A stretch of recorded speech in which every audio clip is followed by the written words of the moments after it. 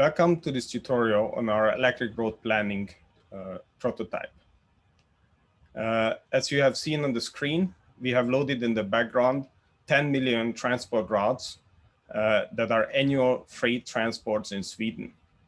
What you can see on the map is actually the density of these transport routes, or once you hover over a segment, you can see the total amount of transport work, megaton kilometers, that is performed on 5 kilometer segments.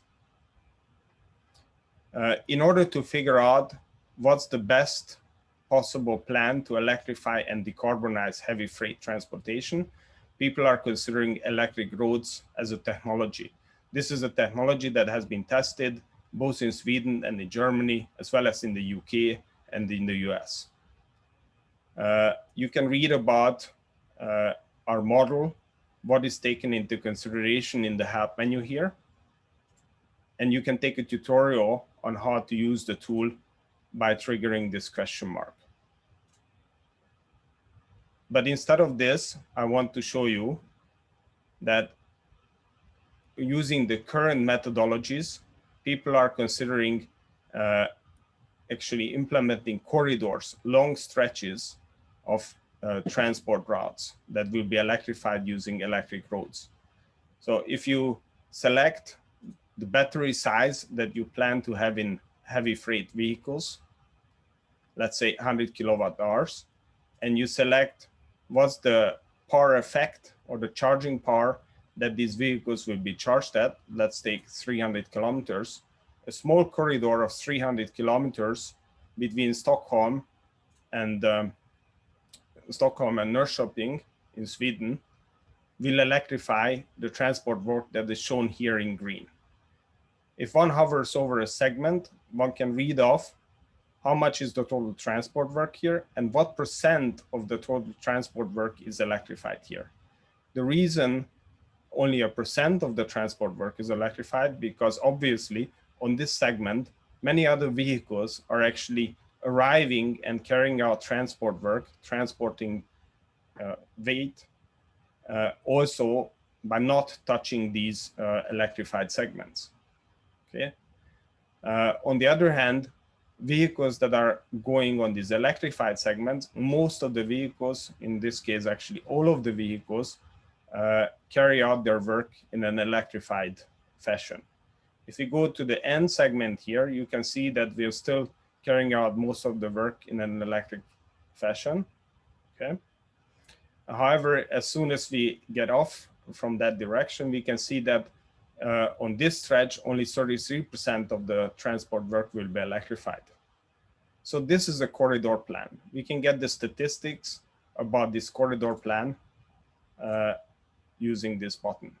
So we can see that with 300 kilometers of infrastructure investments, we electrify roughly 1.6 gigaton kilometers, or 5.9% of the total transport work in Sweden. This directly translates into CO2 savings. If we use the Gordian tools, we can actually find an optimized set of edges to electrify. What you see here is actually not the optimization, which takes 10 to 20 minutes, but the display of the results of the optimization. If we examine again the statistics, we can see that in this case, by placing the electrified segments strategically where they are actually needed by the vehicles traveling on the road network, we can electrify 5.17 gigaton kilometers, which is 18.4% of the total transport work. This is about 3 times as much benefit or CO2 displaced via smart optimization of the infrastructure. We can also see that the possible ways you can place 65 kilometer long electric road stretches is enormous number. It's close to infinity, essentially. Out of this, our tools strategically search through the 300,000 best placement and validate each of these placements against 10 million transport routes. You can see the results here, and you can zoom in and get statistics about the individual segments. In particular, one can also calculate the energy demand that will be at this particular segment. In this case, it's 4.15 gigaton hours. On another segment, it's slightly less, 3.42 gigaton hours. This information is extremely valuable for planning, for example, the grid, the distribution, where to electrify and how much energy or power will be needed, and how the grid has to be enforced to actually guarantee this power requirement of transportation.